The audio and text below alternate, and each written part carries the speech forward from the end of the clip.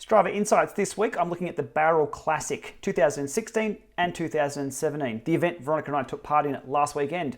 This event's only been run twice now, last year and this year, obviously, and I have a sample set very, very similar from both events. Last year, I've got 1436 activities from Strava that have been uploaded, and this year we have 1467. Really close, but there's a few big differences in the data. Okay, let's dive into this, and I'll show you what I've done to make things even more interesting. So what I'm looking at now is the device brand. So what we can see here is last year, Garmin, take the cake, nearly 72%. Strava mobile app, unlisted, is up there. Fondo, Wahoo, all the others just pale into insignificance. Let's not even bother with those for now. But we can see Garmin, Strava, and unlisted are the top three. Over to 2017, Garmin take a hit. Who would have thought? Brand-wise, 68.8%, so down a few percent there. Strava mobile app holds steady at about 22%. And the rise of the Bolt, well, the Element as well. Wahoo bump up into third place for the device brand use, or the manufacturer behind things. This was a Wahoo sponsored event. Still good to see. Wahoo on the storm up. And from there on in 2017, unlisted Lezine, Apple Watch, Fondo, Magellan, Pioneer, the others, let's not even bother. Over to the actual devices themselves though. Big swing here. From 2016, the Strava iPhone app was king, 19%. With the Edge 520 coming in second, and then the rest of the Edges and so on. This year, the Edge 520 was through the roof, 25%. So a quarter of all riders had one of these on in the sample set that I have. It was pretty evident on the day as well. I was looking around snooping, and that little white ring of the Garmin 520 was seen quite a lot. So a very, very popular unit still.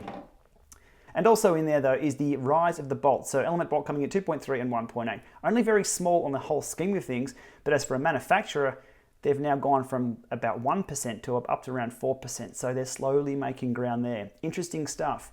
On to the other stats that may give us some insight into the people at these events. Gender breakdown from last year, 83.3% male, 15% female. This year, we have a huge reduction in female statistics from the sample set that I have, which is usually a pretty good indication of who was at the event.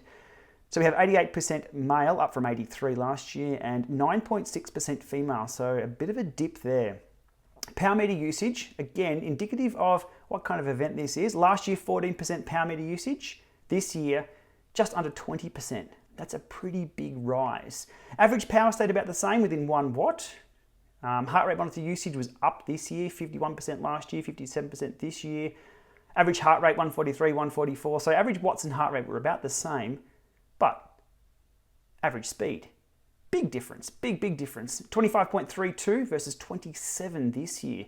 Indicating this year was ridden a lot faster, or the demographic was that little bit quicker rider, more serious cyclist, or maybe even a little bit more aerodynamic. Could be condition dependent. Still really interesting.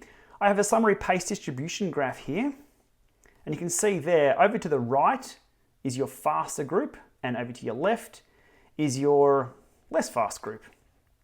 So your racing cyclists versus your recreational / challenge cyclists. The demographic changed quite a bit this year. It was pretty evident out on the road as well. Those front bunches were ripping past pretty quick. Von and I were in the medium-ish group, which was strung out quite a bit, but there was a lot of big groups coming back the other way that were well up the road from us. Interesting swing there and change. I don't think I've seen another event change so much from one year to the other. And I can also flip up a graph here of the GPS device manufacturers as well. You can see Garmin, 2016, 2017 take a hit. Look, I don't think Garmin are going to be too worried about that. Strava Mobile stays pretty flat. But I think the people who should be shouting Wahoo is, well, Wahoo themselves. That's a massive jump. That's really, really good progression there. And as I said before, this is why I don't cover a lot of the other devices. People ask me about the Polars, the Samsungs, the Giants. They're just not used. They really are not used. You've got the big three there. Let's see what happens in the future. So they're the stats that I have from the Bowral Classic 2016 and 2017. It was interesting to see people uploading duplicate rides as well, some people with their head units and their phones. And still, I did see a lot of people with their phones. So, giveaway time. Wahoo ELEMNT Mini. I got 2 of these when they first came out in case I broke one for my review. Yes, I did put it in a blender and it did survive. So I've got a brand new ELEMNT Mini here. The giveaway will be to anybody who rode the Bowral Classic this year with an iPhone and recorded it to Strava, and who may be just getting into cycling and thinking about buying a bike computer, but they haven't made the leap yet. So the first person to email me, shane@shanemiller.net, and linking me to their ride, showing me that they rode the Bowral Classic 2017 with an iPhone, this is all yours. It'll go pretty quickly as well. So if you're a few days after this video came out, it may already be gone. I'll put a link below when this is gone. But brand new ELEMNT Mini coming your way, just to share the love. Okay, there we go. There's today's Strava insights. Some interesting stuff there. And I hope the race organisers are looking at this data as well and looking at the finish times and the demographic, and hopefully it's meeting their targets of who they want at the event. I'll be back next year if we can get up there. It's some really good roads. And if you're doing a Gran Fondo in your area, let me know if there's a lot of participants and you want me to have a look at the data. Thanks for watching.